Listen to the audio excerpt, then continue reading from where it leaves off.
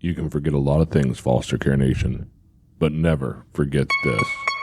You're listening to Unparalleled Studios. I signal. Foster Care Nation, listen up. This is Foster Care and Unparalleled Journey.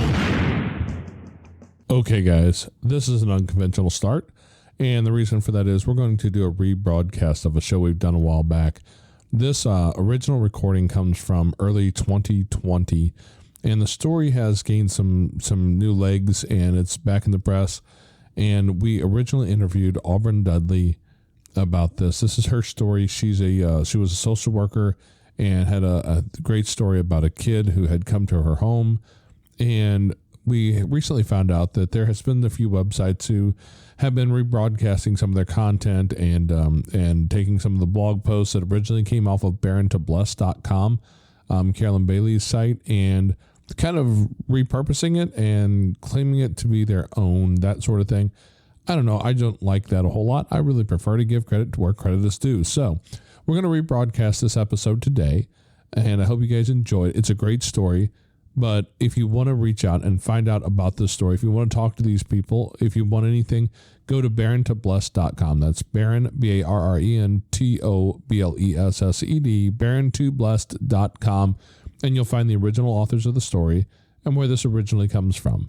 So we're going to jump into this episode, and I'll apologize ahead of time because the audio quality is not where it is today. This is at the very beginning of our journey, and we had no idea what the heck we were doing, using a cheap microphone and all that. So you're going to hear it sounds a lot different, but the content is worth the listen for sure. So we'll be back next week with a brand new episode. Welcome back to Foster Care, an unparalleled journey with Jason and Amanda Palmer, where our mission is providing strength to the weakest among us, from both kids in foster care and their biological families. We also talk about topics that affect all children and families. It is our hope that we can inspire you to become the best bio, step, foster, adoptive, or whatever kind of mom or dad that you can be. Part of our mission is inspiring others to become amazing foster families as well, if that is your calling. If it's not your calling, great. Find a thing that sets your soul on fire and go be awesome at that. Let's make our communities great together. Be sure to go by Jason M. Palmer and check out the blog post and other podcast episodes. You can search Jason and Amanda Palmer on iTunes, Spotify, Stitcher, Google Play, or anywhere else you get your podcast. If we don't show up, be sure to send me an email and let me know, and I will try to get it on there. We'd love to have you leave us some feedback in the form of a rating and review. It really helps the show gain attention.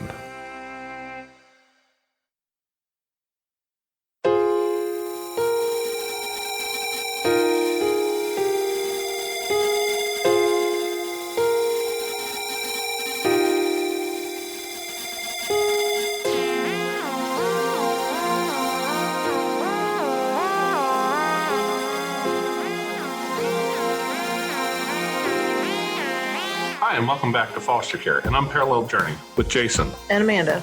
Today we have a special guest with her. Her name is Aubren Dudley. She works in child welfare and has a degree in speech therapy, but decided she liked social work more. Aubren started working for a special needs resource center and then switched over to an adoption resource center, which sparked her love for all things child welfare, where she still works. The other day, Amanda read me a post on Facebook and told me I needed to read it because of the way it impacted her. When I finished it, I could really feel the rawness of it and decided I needed to reach out to the author. Shortly after I sent my first message, I could see that it was kind of in the process of going viral. The story had also been featured on Good Morning America, Her View from Home, and the Post Institute. Today we're bringing you Aubren Dudley. I'm going to mess your name up. That's awesome. That's okay. It's not a common one, so I imagine you probably get a lot of different ways to pronounce that. I do. Yeah, I do. So it's totally fine. We'll roll with whatever. That was the first post that I had made, but I'm going to be co-authoring a few posts here in the future on my cousin's blog that she had started called Baron to Bless, where that original post was made. So I do plan to start writing with her on that. So hopefully we'll get more of the message out there that way.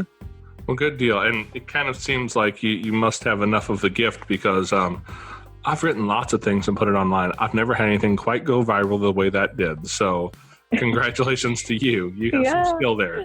Yeah, me either. And it wasn't even meant to go viral. It was just one of those times where you saw something and you debate, do I share this? Is this too personal? And, I just took the risk because I really am super passionate about people understanding and knowing what it's actually like to be in the trenches of having to deal with trauma in general. So I really don't hesitate to make posts like that. It's just that's the first one that's really gone viral. So typically, I'll get, a couple comments here and there, but nothing like what happened. You really did seem to kind of spark the attention of a lot of people. Can you go ahead and just tell us a story about that day with your son? Yeah, it was just a typical weekend. My husband's gone a lot for work, so I'm usually left with the kids, and all of my kids are younger. So me and the 9-year-old, during nap time, we just hang out and watch Netflix together or color or do something like that. I remember I was actually just sitting on the couch watching Netflix, and he just randomly got up and said, I'm hungry. I think I'm going to go grab something to eat. I'm like, okay. Usually he'll fix himself a PB&J or some cereal. So he went, and he wasn't coming back for a while. So I thought I better go check on him. And I walked in, and he was sitting at the kitchen table with just a paper plate with a package of ramen. And it was out of the package, but the noodles were on the plate. And I'm like, what in the world are you doing? How old was he at this time? He's 9. Okay. He's 9. He's done some strange things before, either to be silly or, some other trauma related things. So, I thought he was being silly. So I was like, what are you doing? And he said, I'm just eating some ramen. And I said, well, I can cook that for you. Like, let me put it in some water, and he just has a very serious look on his face. And I was like, okay, hold on. And I thought, okay, this is trauma related. That was my first go-to. I was like, I know the look, He said, well, no, I want to eat it like this. I used to eat it like this all the time. And I'm like, all the time where? At my old house. And I was like, okay. When he gets, I call him the very insightful, wise child. So typically if he has something to say, it'll be a bombshell, right? So he doesn't really talk openly about things, but it's always a bombshell. So I'm like, okay, I better sit down for this one. I sat next to him and I said, well, tell me more about that. Because in the line of work I do, I'm very heavily trained on child interviews. So I'm like, well, let's just put my skills to the test here. So I said, can you tell me more about that? What you just said? And he said, yeah, I used to eat it like this all the time. And I said, well, why is that? And he said, well, when my mom and dad were passed out on the couch, I used to have to cook food or make food for me and my brother. And I was like, okay. I said, passed out, like, were they sleeping or do you know? And he was like, oh no, they were tired, they were sleeping, or he doesn't really like to talk about the drug use, but that's probably what it was from what I've heard from other reports. So he said they would be out, and he said we would go hours, without getting them to wake up. And so I would have to make food, and I really didn't know how to make very many things, and we didn't really have a whole lot at the house. I would gather up some change out of the van and would walk down to this little convenience store down the road, and they had ramen on the bottom shelf at the gas station. And I knew that I could use the seasoning packets to make it taste better. And I was like, oh, wow, okay. And I thought, you have this thought, like, is this a story? Oh, and yeah. I said, so, okay, so tell me more about it.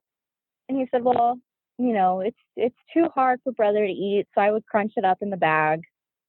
And we just sat there and we would eat it, and with some other things, not edible things, that they would eat with it. But it gave it a little flavor with that flavor packet.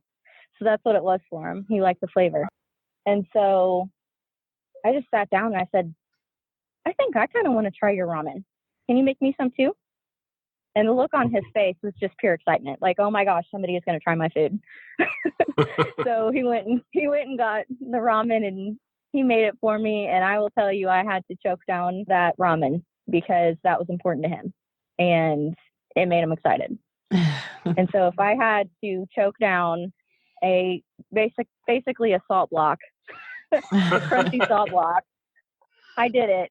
And I had a glass of water with me and I said, wow. I said, well, I bet that was really hard for you to have to do that, and I'm thinking there's no nutritional value in this. And how did he live off of this? And, so that's kind of where we started talking about it. And he said, yeah, he goes, I'm not sad about it though. And I said, well, that's good. I said, but it's okay if you are. And he said, no, Mom. He's like, it made me strong. And I was like, wow. 9. Wow. And at the time that this would have happened, he came to me at 6.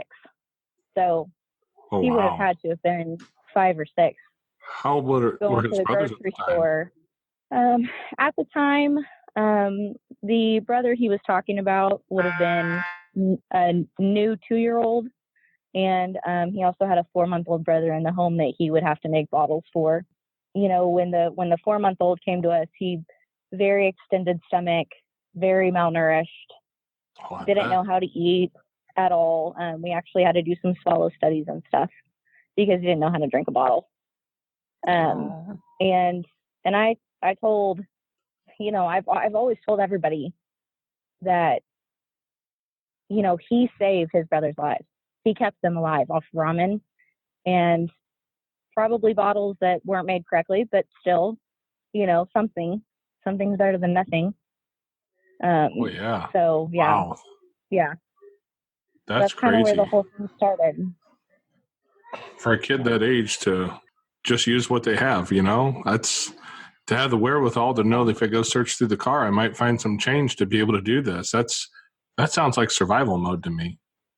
It absolutely is. And, to this day, we have a van now, and I highly considered, I was like, I don't know if I should get a van, because I always am very cautious about triggers and stuff. But he wanted the van because I had the DVDs in it. So he thought that was cool. So he approved the van. But, we're very careful about leaving change in the van because we noticed he was taking it. And I don't care, it's a penny, it's a dime, whatever. But with this story, it made sense why he takes the change out of the van. And he takes it and he puts it in a piggy bank that's in his room. And he will not let people get in his piggy bank. And I think this is why. And so many questions were answered for me that day when he told this story. So it's really opened up our understanding of him and his, kind of quirks, as I like to call him, a lot more. Yeah, that piggy bank, that's like his security blanket. Yeah, it is. It really is. And he'll still, when we go grocery shopping, it's, do we have enough money for this? Are you sure we have enough money for this? And it's, of course, it's embarrassing at the cash register, when this lady's like, wow, she must really be struggling. And I'm like, it's fine. Stop. We're good. Right. But to think, he's been in our home for almost 3 years and he still worries about that every time he goes to the store. Are we going to have enough money for that? Yeah, it's amazing how the past really shapes us. Yeah. That's something else. He's an awesome kid. He is. He's so insightful and he's so smart. And survival mode was definitely him. He's getting a lot better about that. He's feeling more comfortable and safe with all of that. And the adoption really helped him. He wasn't upset about the adoption at all. I know some kids have different feelings towards it. He was wanted us to be open and honest with him from the beginning. I've never hid anything from him, told him everything that was going on in the case, age appropriate, of course. I think that built trust, between him and I a lot. And so he'll open up to things, about things to me more so than he will other people. So anytime he tells me something, I'm like, thank you so much for sharing that with me. And I make sure to thank him and say, This is your story, and I'm so happy to be a part of it now. And how can I help you with this? Actually, after we ate the crunchy ramen, I said, would you like to go and boil some water with me and make ramen for your brothers? And he was like, yeah, absolutely. Yeah, that would be awesome. And, it's that sense of let's do this and do it in a way where maybe it can be something new, a different memory about ramen for you. Right. We don't always have to eat crunchy ramen. So nothing wrong with it, though. If he wants to eat it, that's fine. But, I just wanted to be able to show him that he can do something else with it. And, it's a little cooking lesson in the meantime. So there you it go. works for multiple reasons. So, yeah. Well, after we had kind of communicated the other day back and forth on email and text and whatnot, it's clear to me that you're obviously passionate about the after effects of trauma, especially on kids. What are a few things you've learned that you could maybe help the listeners, to deal with the trauma that inevitably affects us all? I think that the biggest thing that people don't realize is when we say the word trauma, your mind automatically goes to that child that's beaten, or the child that's sexually abused, or, go to the worst thing in your head. And that's what people think is trauma. When in reality, trauma is going through a divorce. Trauma is, maybe losing someone in your family that was really close to you. Maybe it's a breakup. Maybe, anything that you go through that really just hurts you and that can change the way that you mentally view things and process things. That's trauma. I know that we're talking about here a child that's been in foster care and all of that. And definitely every single child who enters in foster care, whether they're placed in a relative home or whatever, is experiencing trauma. But other people around us are experiencing trauma too. And my whole outlook on life is to treat everyone as an equal. And I know that sounds very cliche, but you just never know what someone else is going through and what other people are having to experience. And you can learn something from anyone, even that, biological parent that is just not getting it right, not getting it. You can still learn something from them. I'm reminded of the Dale Carnegie quote that I view every man as my superior in that I can learn something from everyone. And it sounds like you really embody that. Yeah, I really do. And I've had to work with their mom now for almost 3 years. I still have some stuff going on with her. I'm still learning things from her. And one of the biggest takeaways I've had is not what the kids have said, but just her, listening to her, watching her, seeing how she operates. She is also a product of trauma herself. That shows me that if we as a society don't help the people that are already vulnerable, then what good are we doing? We're just creating more issues, if you want to call it that, by not helping them, by thinking that we're better than them, by not offering them services or resources or little things that we can, we're setting them up to fail. And yes, they have to make decisions to better themselves too. And they have to pull their weight. And of course, I don't minimize that at all. But, for them, for this family in particular, what would have been helpful is someone saying, hey, I know that you're going through a really hard time with that relationship. Can I watch the kids for you for a little bit? Or, hey, your kids came and asked me for food yesterday. Do you want me to make you a couple freezer meals? Hey, you have, a hard time getting your house clean. Is there somebody that I can call that maybe would come over and help you? Or can I watch the kids while you do that? Little things that don't cost anything would have prevented my children from being my children. And I love them. I'm so happy that they're here and that this is permanent and that will never, ever, ever change. But with that was also, with our new family came a broken family. Absolutely. And you grieve that loss too. I have found as an adopted mother, I grieve the loss for my children's mother. It's, yes, we created a family, but another family was lost. and it's really sad. And a lot of people just think because, oh, your children are adopted now, everything's great, everything's fine, and there's no more problems, and everything's great. And that's not true. Our children have backgrounds, they have stories, and it doesn't just go away because they're adopted now. Yeah.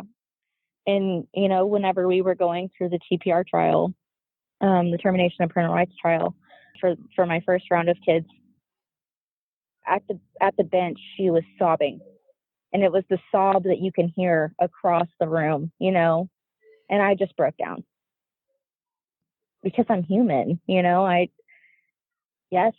upset with her for the things that she did or that she caused, or maybe the things that she didn't do for my kids, but those are her kids too.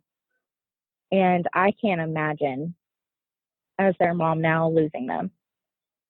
And I think the biggest thing that people don't realize, and that maybe will, humble you a little bit, is that we are just one decision away, one bad call away from ending up just like her.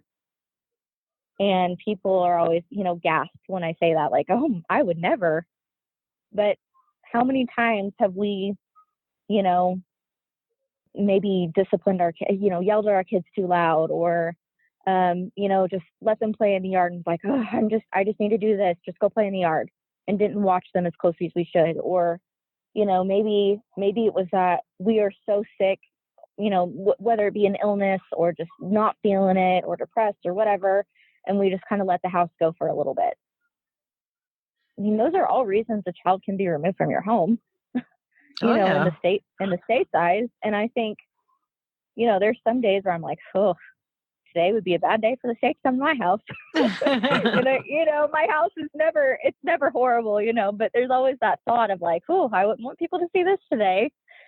And I think, what if someone judged my life, me, who I was in my core, based off of my worst day? Right. And I wouldn't like that. I don't think any of us would. I always think about that. And that's why I feel so deeply about trying to just love everybody and just ask them how we can help. How can I help you? And genuinely offer help to people, or services or resources, or, whatever, before it gets to that point, before we create more trauma.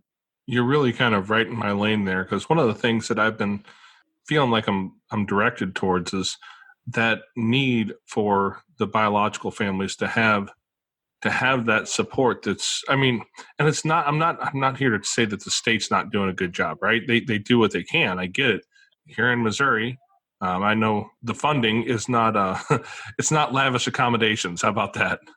There's not a lot of extra resources that the state's able to dole out, and it's a challenge. And that's one of the things that I see is the need to really try to find a way to support those biological parents, support them and get them back on the right track. Amanda and I interviewed a lady recently. Hopefully that podcast will be coming out soon. Her name is Amy, and Amy lost her kids into the system because of a drug addiction. And she tells her story, and she's one of the few people that I've heard tell her story with such openness and honesty and vulnerability. Like, she tells the ugly parts of her story. She's hiding something. I don't know what it is. I mean, she was really open with that. She did everything she needed to get her kids back. Like, she decided, I'm getting my kids back, and she did everything she had to do. And it was an amazing journey. But when people get to that point, so often they hide that success story. They see it as a failure. And so they hide it and they don't talk about it. When people find themselves in that situation, all they hear are the horror stories. How, the state took my kids away and gave them to somebody else, and they did this to me. And you don't hear too many people who will stand up and own their mess and be like, yeah, I really screwed up. And then I got my life in order and took care of it. And I think that's something that people just need to hear. Like, it's doable. It's not an impossible thing, but not many people want to talk about it. So I think supporting that side of the foster care situation looking at the biological parents and trying to help them in any every avenue you can, that's important. But it's hard to do, as foster parents. And I'm certain you know this all too well. It's really easy to look at people and go, how can you do this? Yeah. I mean, that judgment's super easy. So that's one of the things that Amanda and I have been talking about. It's probably one of the more underserved categories. And again, I'm not bagging on children's division. I know several of the workers and have for years. And my God, they're busy all day, every day, and they have plenty of time to get at least a third of the work that they should get done today finished. They're always running behind, and not because they're not working, but just because the caseload's so heavy. It's a challenge for sure. Yeah, there's record high numbers of kids in care right now, in some counties in Missouri in particular, and the problem is that the state of Missouri was never meant to parent children, and we have caseworkers now having to ensure that children are taking the medical appointments, that children are at visits on time, that children are doing good in school. And, it seems like you're never caught up with any of it. And so, the child's always the main focus, of course, yes.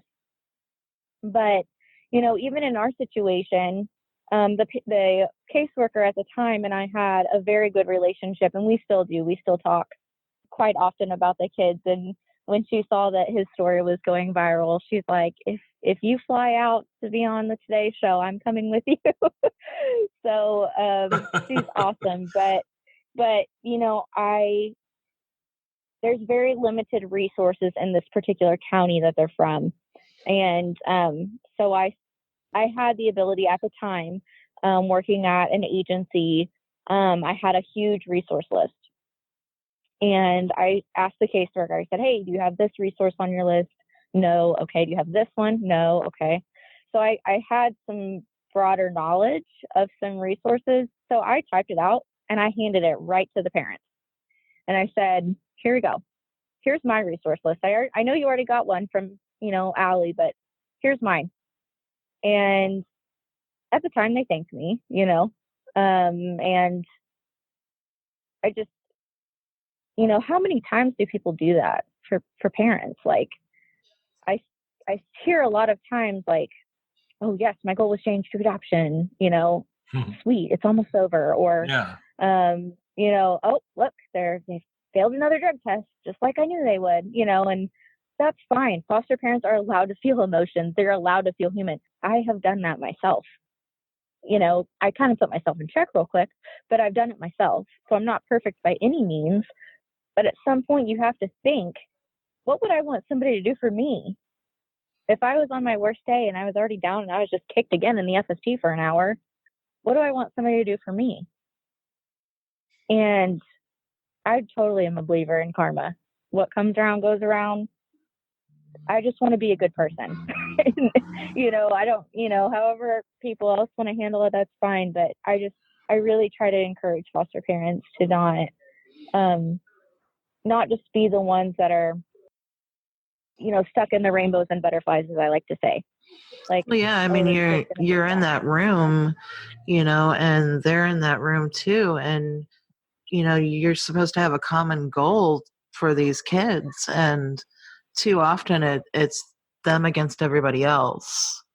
And if you can kind of have some sort of a bond, you guys can work together for the greater good of the kids. And I mean, that's really what it's about, and to be able to have some sort of icebreaker, of resources or something like that. So they're not seeing you as the bad guy, because too often or not, foster parents are also seen as the bad guy. You have my kids. Yeah, absolutely. So if you can do something that kind of puts you more on an even keel, to be like, hey, I want to help. How can I help you? Then you can forge a bond in a relationship that way. Mm-hmm. As far as the caseworkers go, I completely agree with you. Overworked, underpaid for sure. And, as foster parents, what can we do for them? If it's after 5 o'clock, do I really need to text this question right now, or can I shoot them an email? Right. If the office is an hour away, can I be willing to do visits, transport to visits? And if not, should I really be taking this placement? Or would I be willing to supervise a visit? Or, obviously There's been plenty of times that we've come up. there's been plenty of times we supervise the visits and stuff because there's so many things that the workers have to do in a day, and they don't just have my placement. They may have 10 other placements and or 30. It's crazy. Yeah. So anything that you can do to help is awesome. Yeah. And I know at the time, our little guy's caseworker had 26 on her caseload. Wow. And I think I have 5 and I go crazy. All right. I can't imagine, and I don't have to fill out court reports and all this other stuff, like she has to do. All I have to do is keep the tiny humans alive.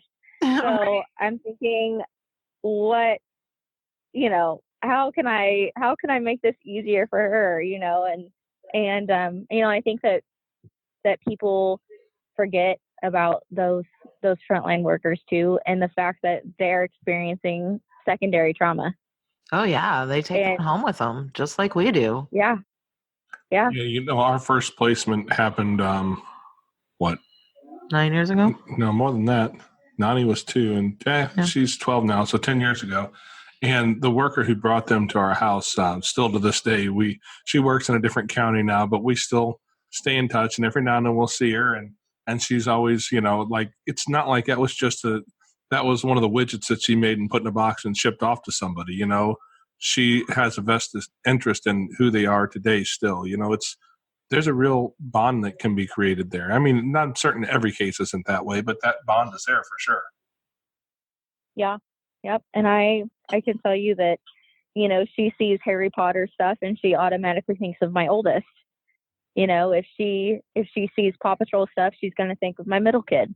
That's just, she gets to know them too. And so, that's been important for my kids too, to, they always say, well, if I get nervous or if I get scared, I'm going to call Miss Allie.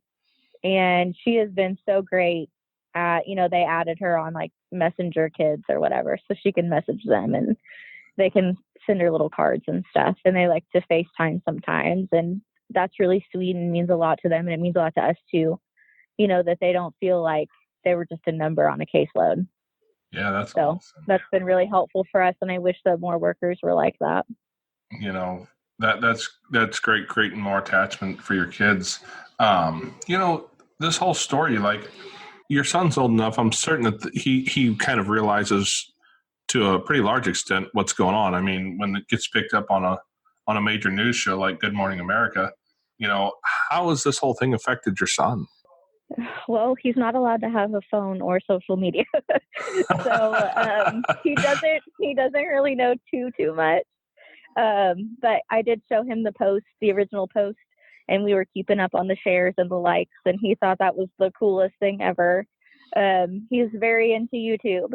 So he understood how many, shares and comments and stuff like that. And he asked us how much we're getting in royalties. So I had to finally tell him he was getting nothing. Oh, man. I know. So, but he thought it was so cool. And I asked him, somebody had made a comment, there's always a few bad comments in every good story, right? But oh yeah, somebody had made a comment, how dare you share his story without telling him? And I'm like, hey, listen, I did tell him. And he thought it was so cool. He really is such a cool kid, and he wants to write a book when he gets, old enough to do that, and write a book about a story. And that's awesome. Of course, his little 9-year-old mind, he's like, I want to sell it and make a bunch of money. I'm like, great, do it. Yeah, how to cook ramen. Yeah. So he's really cool, and now he calls. He told his dad the other day. His dad had a little nickname for him. He always has, and he gets real mad about it. And he's like, well, now my new nickname's Noodle Boy. And we thought, oh my God. There's no way I'm calling you Noodle Boy. But he thinks it's cool and he loves it. And he really wants people to know.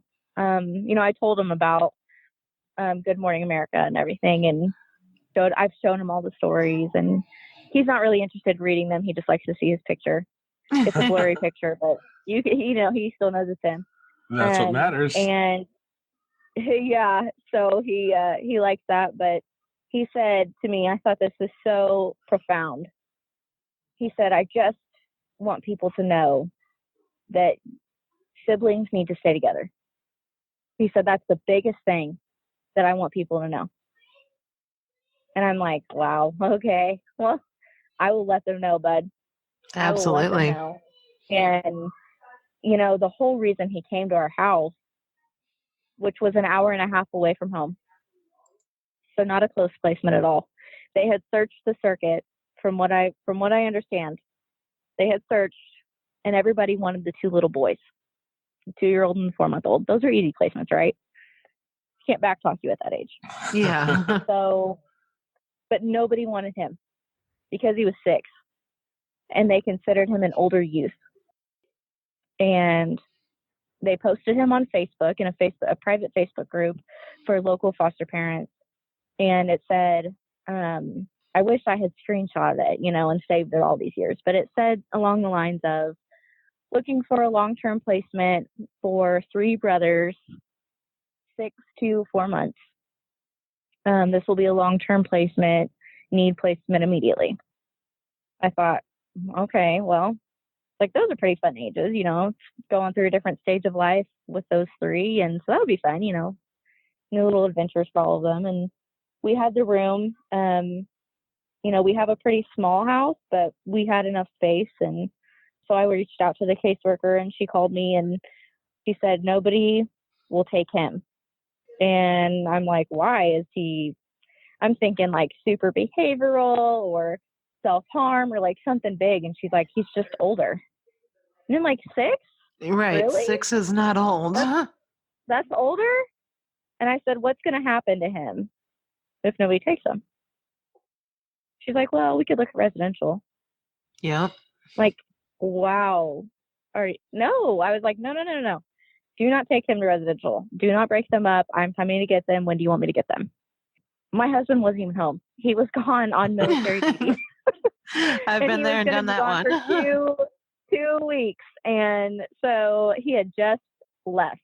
I called him and I said, hey, I'm going to go pick up 3 boys. And this was our very first placement ever. And he said, are you crazy? I'm like, yes.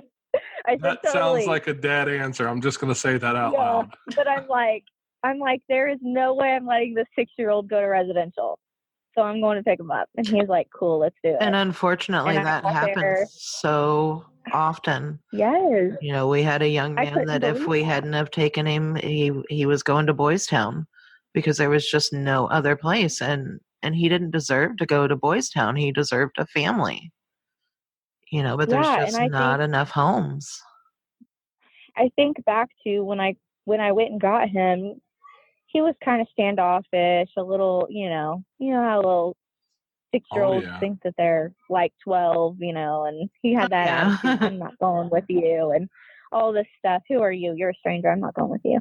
I said, you better get in that car right now because we're going to go get some pizza. And he said, well, I'm allergic to cheese. And I was like, well, okay, I guess we got to go get something else. And he wasn't allergic to cheese. He was just pulling my leg. But, right. I'm thinking, even through that, I'm like, what if he would have went to this, residential or group home or whatever? I mean, think of all the things he would have been exposed to that he wouldn't have been exposed to. There's violence there often. Unfortunately, taboo, I know, but sexual assault, right? Bullying. I mean, just a slew of things that he would have learned. And, what are the chances of getting out of residential once you're in it? Really? I mean, if you want to be honest about it, it's very slim. How often do you see those kids, stabilized in a traditional setting? You don't. Yeah, it's kind of a extended version of Lord of the Flies sometimes.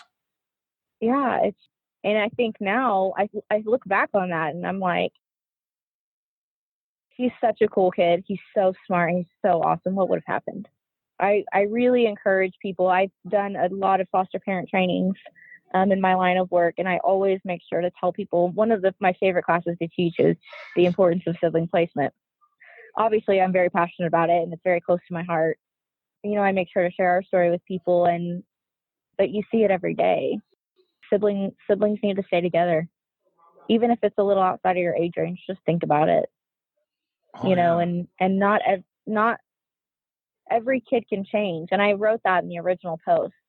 Every kid can change, and why I say that was because when we first brought him home, he goes through the little honeymoon phase. After that, he was testing hardcore. I hate you. You're not my mom. I don't love you. Don't kiss me. Don't hug me. Don't touch me. I'm not eating that. All of those things. And it would have been so easy for me to just give up and say, fine, you don't want me? Okay, I don't want you either. What made the difference for him, by no means am I saying I'm heroic or anything, but I didn't give up on him like everybody else had. And what if you could be that person for that kid that doesn't give up on them? Are you familiar with Josh Ship? Oh, yes, the TED Talk. Yeah. I love his line, every kid is one human being away from what is it? Every human is one caring person away from being a success story. Yeah, that's what it is. Yeah, one caring adult away from being a success story. And it's just so true.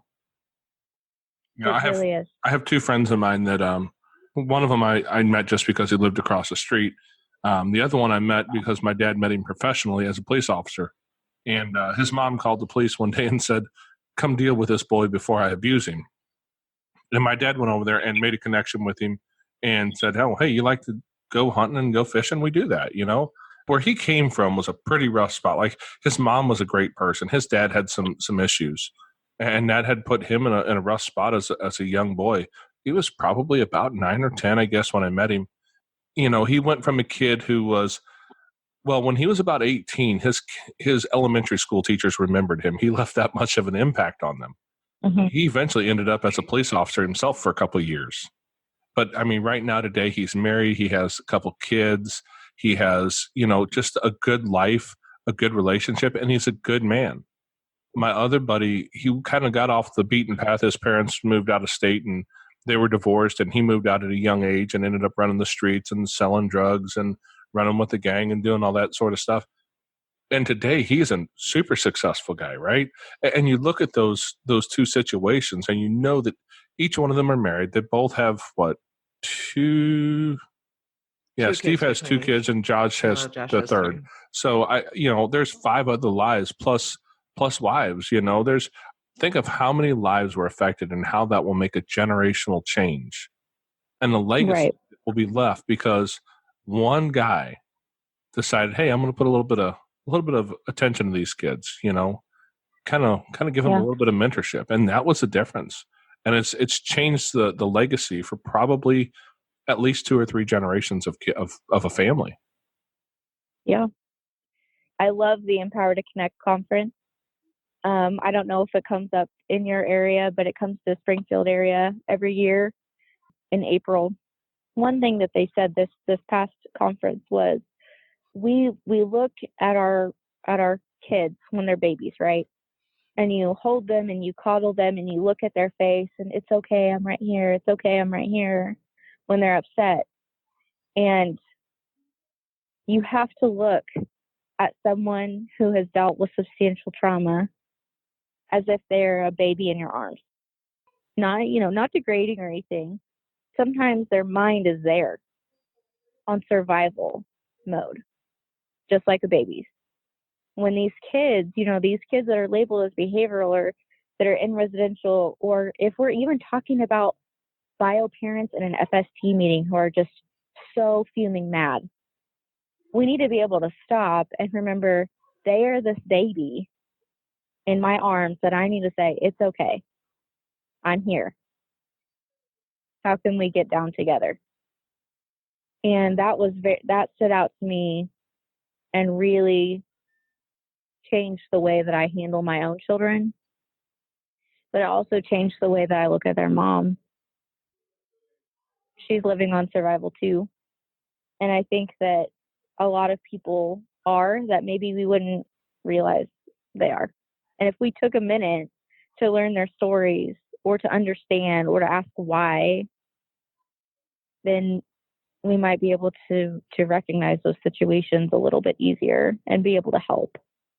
Yeah, most definitely. I mean, if more people showed a little bit of grace and mercy, we could do really great things. Well, you say that, and one of the local officers I know around here, our first foster case that turned into an adoption case, this officer told me a story. He's been around for a while, and he remembers when he was dealing with their mom, who was in care because her mom was kind of doing the same things. It's can be such a generational thing, and if you can break that generational curse, that generational problem, and change it and allow that family to continue, I mean, wow, that's a powerful thing you can do. Yeah, absolutely.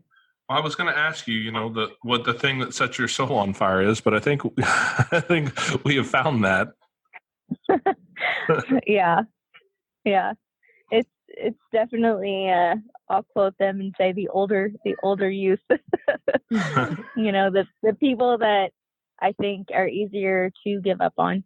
I've got one girl I'm working with right now at work, and she just needs that one adult. And she called me today, and she was real funny. I'm taking her out for lunch tomorrow, and she said, "Are you really going to take me to lunch tomorrow?" I said, "Yeah, of course. I told you I would." She said, "Well, no one's ever took me out before since I've been here." And she's talking about residential. And I'm like, "Oh, okay, why?" Well, I mean, why?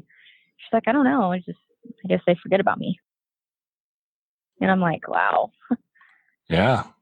Well, I'm like, you're not forgotten about. I think about you every night before I go to bed, and you're not even mine. I'm like, I have 5 other kids, but I'll add you on too.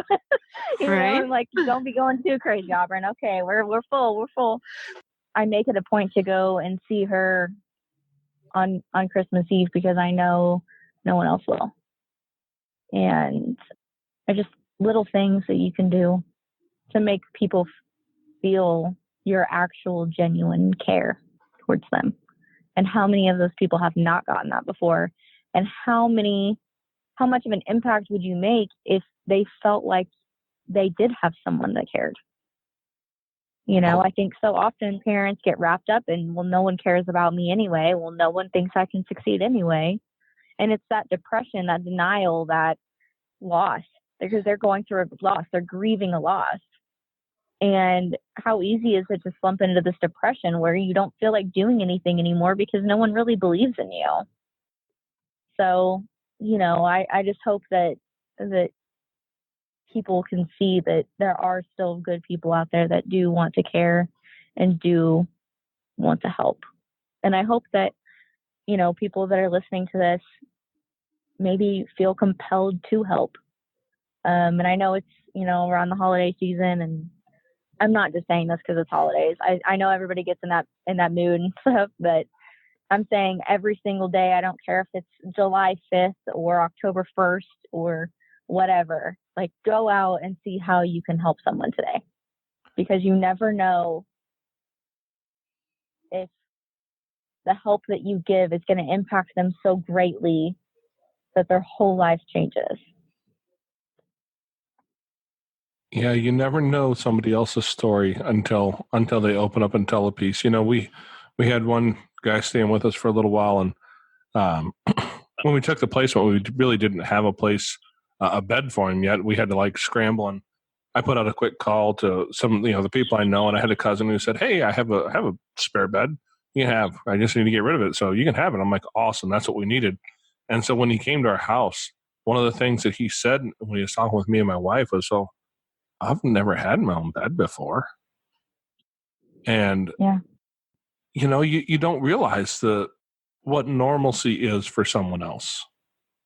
And when you don't realize that, you don't realize how much you can help others. Like sometimes it might be just as simple as calling up somebody who is a foster parent, who is having a hard day, who is overwhelmed, and saying, "Hey, how about I go run to the store? I've got 3 free hours. I can go run and do some grocery shopping for you. You can send them the money over whatever Venmo or PayPal. You can send them money to do it for you." And it's just little things like that they're, even if you can't take a kid into your house, like you can support the people who are doing it. There's always something you can do. It doesn't have to be that thing that scares everybody. Oh no, what if the kid's a mass murderer, right? Like everybody's afraid of that that horror show coming to their house. But yes. I'd say we've had maybe 2 kids that were really a struggle for us. That were difficult placements, but we've had close to 20 kids come to our house, right? That's a pretty good percentage. Well, and the thing is those 2 placements that we struggled with, it had nothing to do with the children. It had to do with where we were in our life, and we weren't equipped to give them what they needed in that moment. But we were able to realize that we weren't enough, and we're able to find someone who was enough, to find them what they needed. It wasn't at that point in time, it wasn't our strong suit, but we were able to recognize that instead of doing more damage, doing more harm than good, we were able to take that and turn it into something great. And those 2 children are doing wonderful, and the thing is just because we couldn't be their placement doesn't mean that we couldn't help them, and everybody can do something. You can. It doesn't matter how big or how small, the littlest thing can be the biggest thing. Yeah, absolutely. And, that's a good point where you were talking about you can always do something, even if you can't take in the kids, because that's not for everybody. And there's a lot of things that prevent people from fostering, and that's fine, but I know that people still really feel compelled to help. I think that a couple ideas of some things you could do. You were talking about that there's not a whole lot of services for bio parents. There's definitely not. And we can't always, rely on Children's Division to use their funds for that if, it's not approved or whatever. But maybe offering them a ride to go to a visit, or offering to be the visitation supervisor without pay. If you have a free hour of your week and you're like, hey, I want to do, something good with it, you could become a parent aide and get paid to supervise those visitations. If you felt compelled to do that, of course, requires a little bit more work on your part, but you can do that. Take them to their NA or AA, or drop them off at their inpatient class or the inpatient facility that they have to go to, or something like that. But for the foster parents, I think some of the things that would have made it, I'll say, easier for me to foster, because it's not easy by any means, but something that would have helped a little bit with 5 right now. I work full time. My husband works full time. It would be super nice for us to have a date night. We haven't gone on a date night in 3 years. I feel you there. We have had 1 child with us on every quote date we've been on in 3 years. And I can tell you it's typically the same kid because he's the troublemaker, right? So you're like, I don't know, the babysitter can handle you tonight. Right. I have some pictures from a date night we had a while back. It's been several years ago. We had Carl with us. Carl wasn't his real name. That's just what we called him. But, we had a date night with a baby in a pumpkin seat sitting with us at the table. Yeah, I feel you. Yeah. Little stuff like that. Or a big thing, there's no shame in my game. I used to go to therapy after I fostered, not before, but after. And I thought in my head was, well, I'm going to have to do evenings because I work full time, but man, the daycare closes. I don't have anybody to watch my kids. Well, I go to therapy for myself. We think about, what do the kids need? Or I think that's always the go-to. What can I buy you to help with them? Or, do they need diapers? Do they need clothes? What can we give you? And I just encourage people to look on the other side of it too. and say, what do you need? Right. Because you can't often it's pour from an overlooked. empty cup. How can I help you? Well, And and you mentioned therapy, and that's awesome. Too many people don't take their mental health serious. And when you are a foster parent and you're doing this, you're in it with these kids, and their trauma is your trauma, and you have to make sure that you're taking care of yourself too, so that you can be the best for them. And it's like you said, you can't pour from an empty cup. Jason says that to me all the time. He encourages me to take care of myself. Um, but yeah, I mean, you have to take care of yourselves. You have to take care of yourself. Yeah. With having done foster care for quite a few years, and then I lost my dad, and then we lost our oldest daughter, and we went through a lot of stuff. Amanda and I have a guy, like, we go see him on a regular basis. It's just good practice for us, And I know what you're saying. There's no shame in my game. I've told that to people in the past. Hey, I'm not saying there's anything wrong with you that's not wrong with everybody. Sometimes that's a life changer. Go, if you had cancer, we wouldn't shame you for having cancer, right? If you got some troubles in your life, like some mental illness instead of physical illness, nobody's going to shame you for going and talking to somebody. Like, sometimes just having that person, and we're fortunate. We've got the right age of kids to have like built-in babysitters at this point in our life. But, if you need time to take for yourself, that's really important. And if somebody can reach out and just say, hey, how about I come over and I'll pop in a movie and we'll eat pizza and popcorn and be silly tonight, and give you a couple hours to handle that. That makes you such a better person when you're dealing with kids who are in the middle of their mess. Yeah, absolutely. People ask all the time, how can I help? When I'm training classes and stuff, this usually comes up, especially like, the STARS classes or respite and stuff like that. And they really kind of start to see the behind the scenes. I'm like, oh man, that's a lot. And I'm like, yeah. And if you're not cut out for this, please duck out now, because we don't need more secondary trauma for these kids, by you disrupting 500 times or, whatever the situation might be. But there are so many other ways that you can help that you don't even realize. One super cool thing that I think is worth mentioning is there is a local thing, and I know that it's worldwide. I don't know where all their base locations are, but in Springfield we have what's called Man Up and Go. Have you heard of that before? I have not. It's super cool, and Jason, I think that you would totally love it.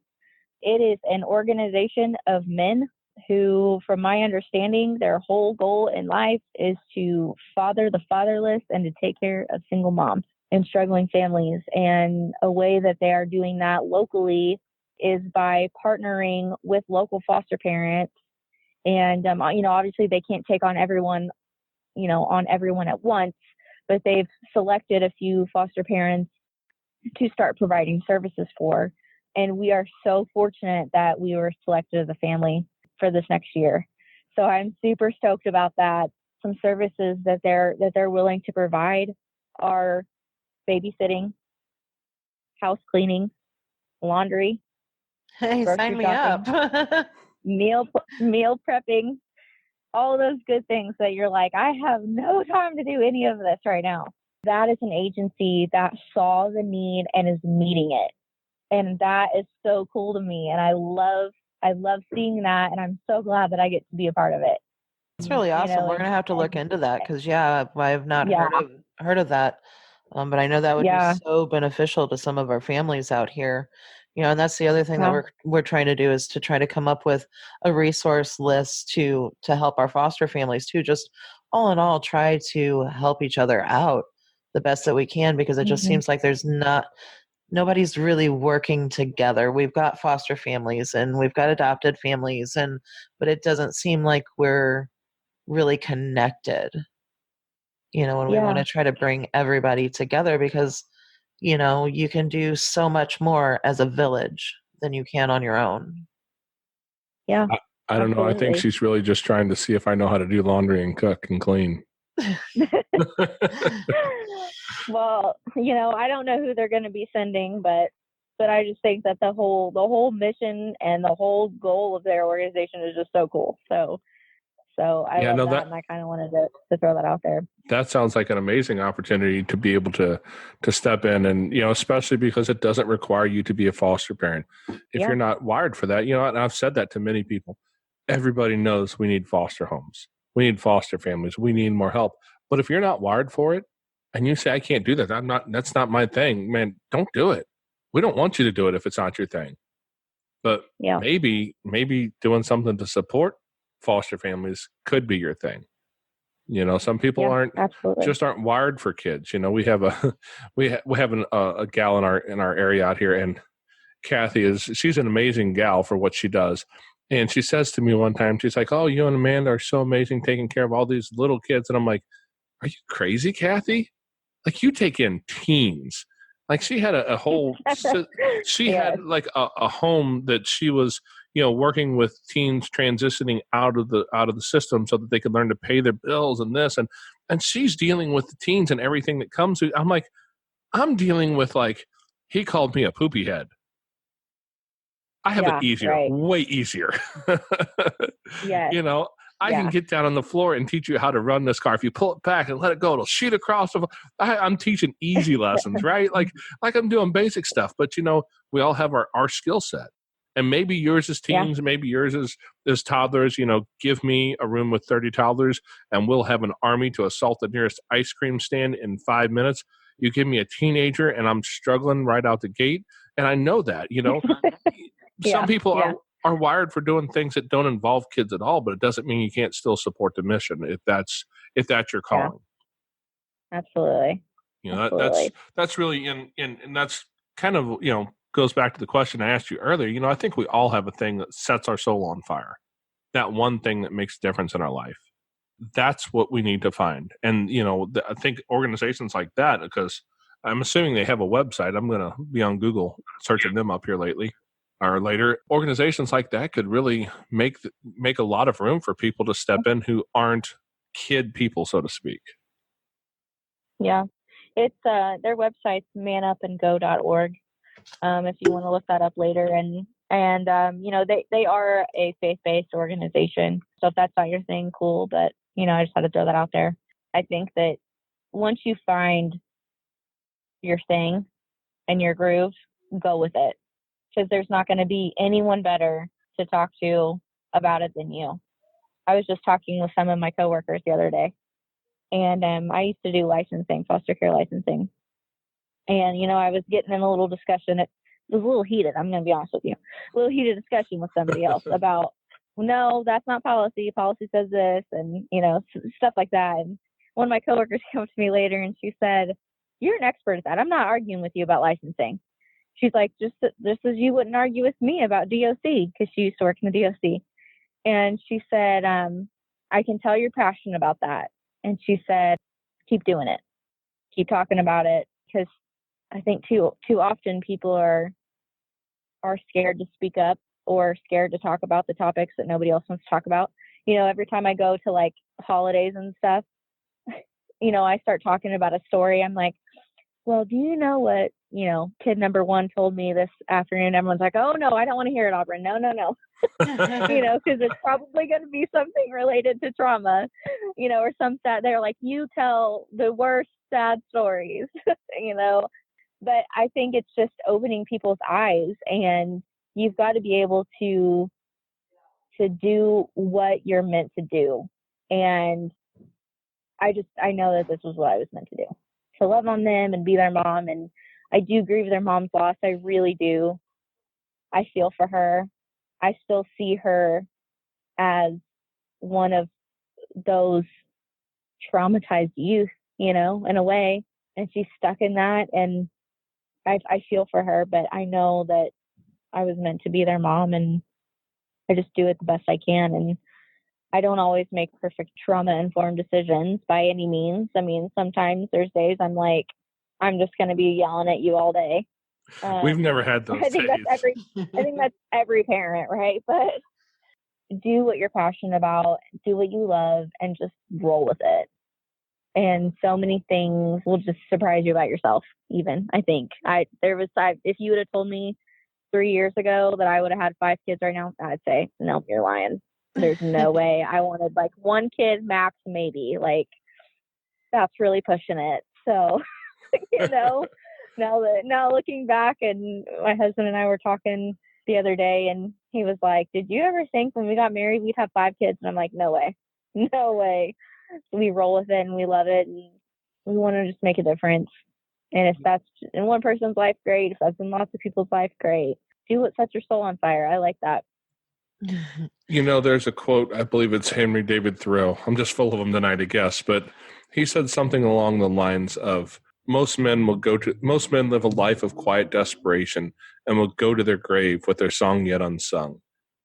And I think that's so true for most people. And, you sound like somebody who's found that soul fire, that thing that sparks you alive. And I think when we can find that, the ability to change the world for all of history is just, it's unleashed. Like there's no real limits on it, on what you can do. Yeah. As long as I can control it, as much control as I think that I have, I hope that by making a difference in my kids' life and just stopping and listening to them and understanding them and helping them through the things that they're still struggling with, because like you said earlier, trauma doesn't get erased. Trauma doesn't go away just because you're adopted. My one hope and goal is that one day they can have successful families that do not have to continue this generational curse of trauma. That's my one hope for them. I will do everything in my power to make sure that doesn't happen. Well, yeah, I mean, to break that cycle, to be able to have a hand in that, for me personally, is something that's very, very powerful. From where I come from, I came from a lot of trauma growing up. And so to be able to break the curse and to break the cycle is very important to me. And so if I can help my children do that so that they can become successful and have their children and so on and so forth, I'm right along there with you. It's very important. So I do want to say, though, kudos to you, Mama. You knocked it out of the park. You recognized a need with your child, and you sat down and you guys made memories, and you had success. And we don't always recognize those moments. I think just slowing down and being more aware.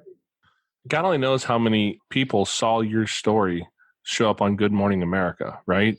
Like we don't know how many people actually saw that, or how many places the post was shared around online. And that moment of openness and vulnerability, it will impact lives that you'll never hear about. Yeah.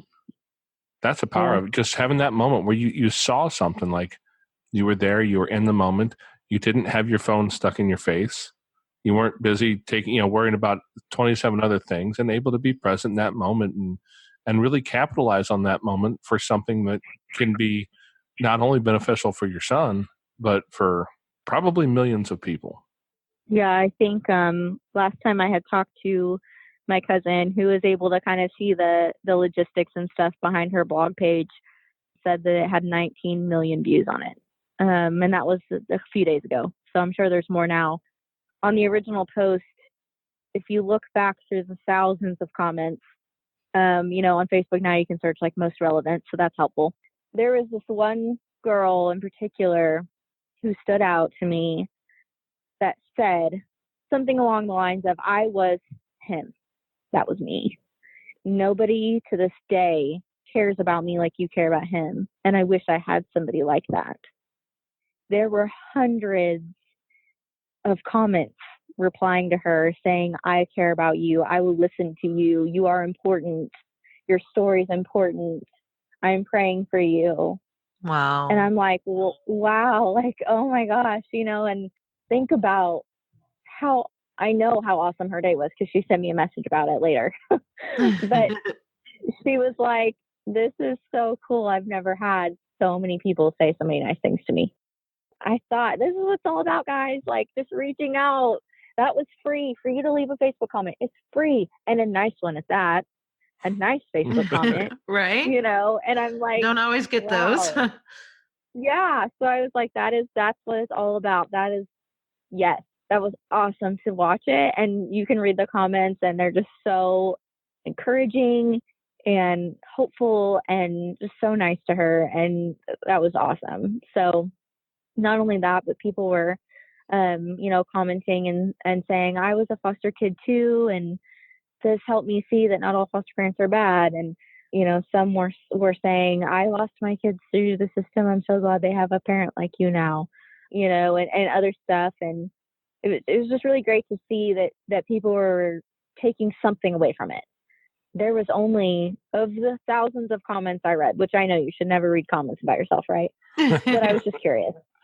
And I always will be. But of the thousands of comments that I read that day, the day where it really started hitting everywhere, there were only 3 negative comments. And they weren't really even that negative. They were more of concern for if I was respecting my son's privacy, which, they could have said it a little nicer, but, whatever. I guess they were still showing care for him. But, how awesome was it that over 19 million people saw a good story and got a little bit of education out of it too. Always hear the bad stories about foster care. The media only shares, foster parent was found beating their foster child. Right. Or, It's all negative. Whatever. And, you never see the good stuff. I think that I would encourage people to share more. Of course, always respect your children's privacy and, and everything, get the permission and everything like that. But if you have a child like mine who wants his story to be known and will gladly let you tell most people anything, then share it. Quite frankly, I'm pretty open. I don't mind being a little taboo every once in a while. So I'm like, I'll throw you a little curveball every now and then. And I do it because I want people to realize that this is real.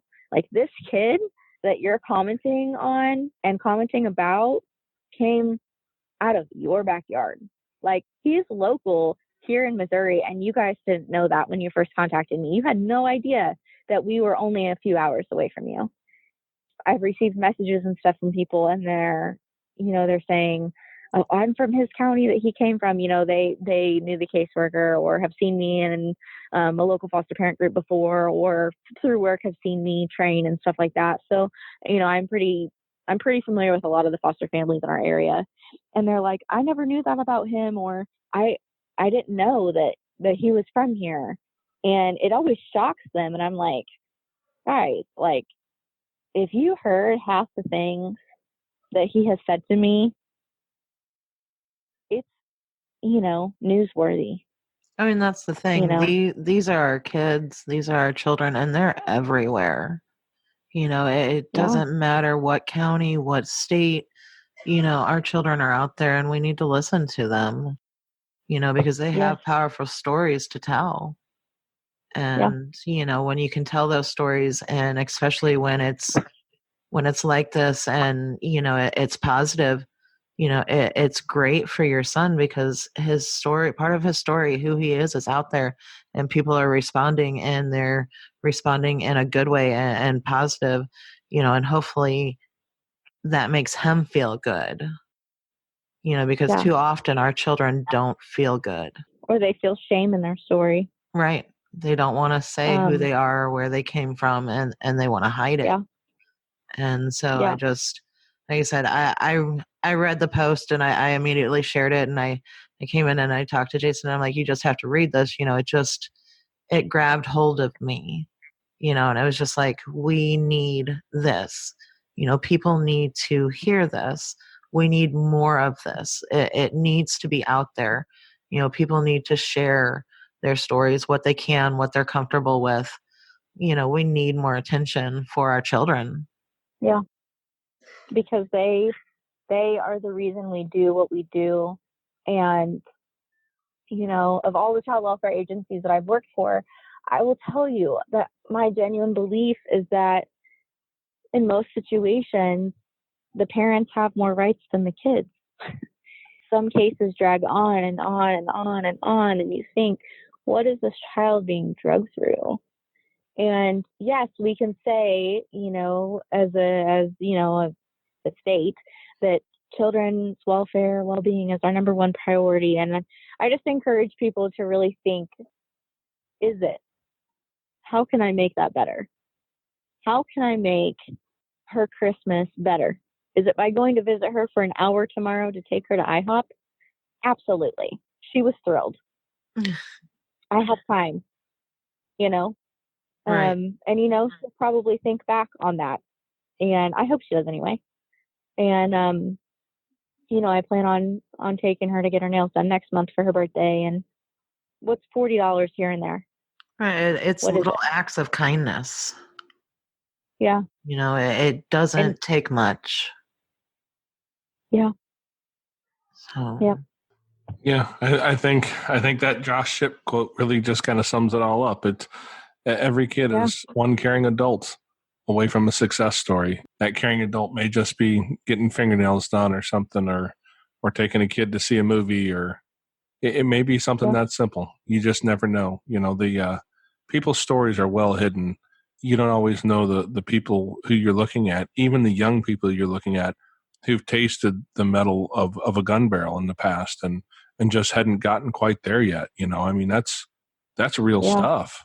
And it's a place where a lot of kids end up going to. It's who end up looking at that suicidal route, or who end up in a lot of mental health issues and just don't have, well, like the young lady who responded to your post who said, that was me and nobody ever cared. It's not that difficult to be the person who cares. Yeah, absolutely. It's free. Kindness is free. You might have to muster up, if you're having a rough day yourself, you might have to go, okay, hold on, let me put myself on hold for a minute. But you probably end up feeling better about yourself too. Might make you feel better too. You're 100% right. I've learned that in my life, that sometimes when I feel like I'm having a bad day, the best thing I can do is something for someone else, because that gets me out of my own silly funk, my own silly whatever it is I'm in my head. That helps you realize that your day is not as bad as you think it is usually. I had a little girl teach me that at a dinner table one night when she at probably 4 years old. And she said, can I say a blessing for dinner? I said, sure. And she folds her little 4-year-old hands and just so innocently says, "Dear God, thank you that my new mommy and daddy haven't died too. Amen." I thought I was having a rough day that day. The rough day didn't look so bad after that. Yeah. Sometimes that perspective, and I speak about the wisdom of a toddler a lot. They've taught me a lot of their wisdom. Me too. I've got a house full of toddlers, and I'm telling you, no one will put you in your place quicker than a toddler will. And I fully live by that. But even my son, the oldest one, he's so cool because you could see you've seen the progression, right? It's a lifestyle. Kindness is a lifestyle. That's what I tell people. And I've seen him. Our rule in our house is, before anything else, you will be kind to others. You will. We'll have whatever you have to do to get there. We're going to get there. And something that he wasn't very kind when he moved in. He wasn't, and he'll tell you that. But modeling it for your children and showing them what it's like to be kind to other people, and constantly reminding them, like, hey, that maybe wasn't kind. That probably hurt his feelings. How could we do that better next time? And just modeling it for them. And the coolest thing was his teacher at the last parent-teacher conference. She said, well, of course he has perfect grades because he's so smart and he tries really hard at school. And I'm like, yeah, okay. I said, but how is he in class? How does he treat people? And she said, well, she's like, I had written something down to tell you that there was somebody new that had moved to the school, and they were really scared and they were crying at lunch and were sitting kind of alone. And he got up and went and sat by them all lunch and invited them over to his table.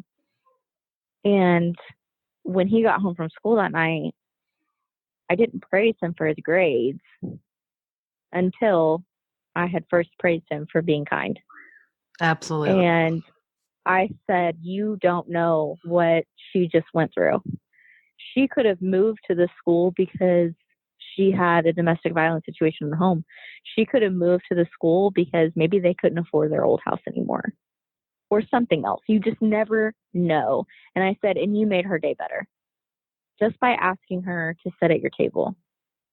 And it made him feel good about himself, and he's done a lot of things since then that have been kind, but you can pass this down to your kids and can really make an impact on somebody's day just by being kind.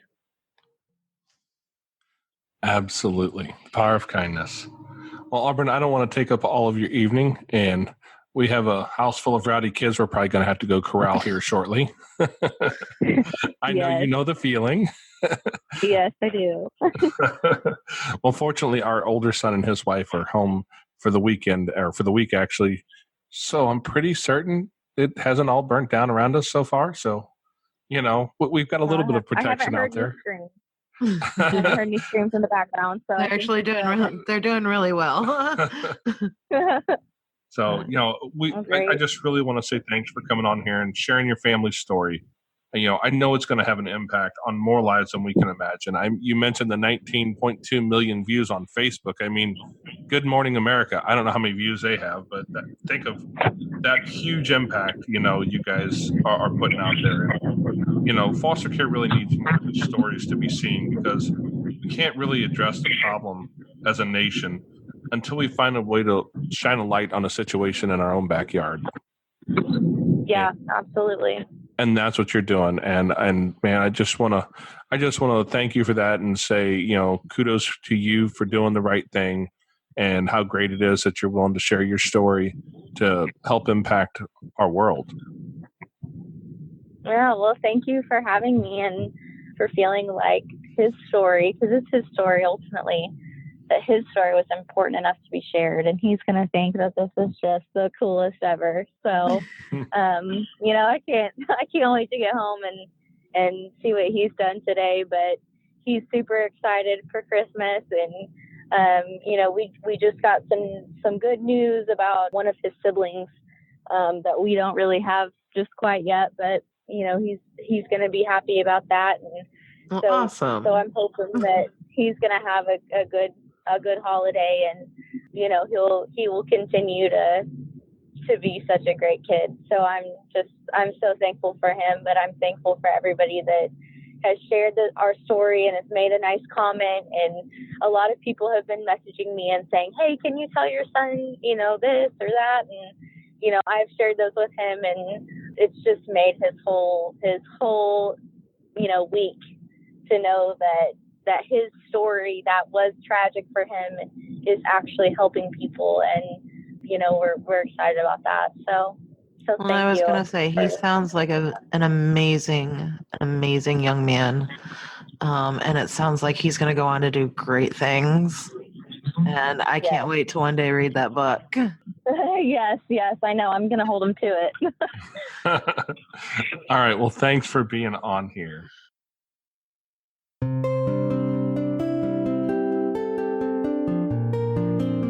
Thanks to everyone for listening all the way through. If you're trying to find us on a specific podcasting platform, just search for Jason and Amanda Palmer or Foster Care, An Unparalleled Journey, and be sure to subscribe to the podcast. Leave us a rating and review on iTunes, Spotify, Google Play, Stitcher, TuneIn, or anywhere where you find your podcast. You can also download it so that you can listen wherever you're at, even when you aren't online.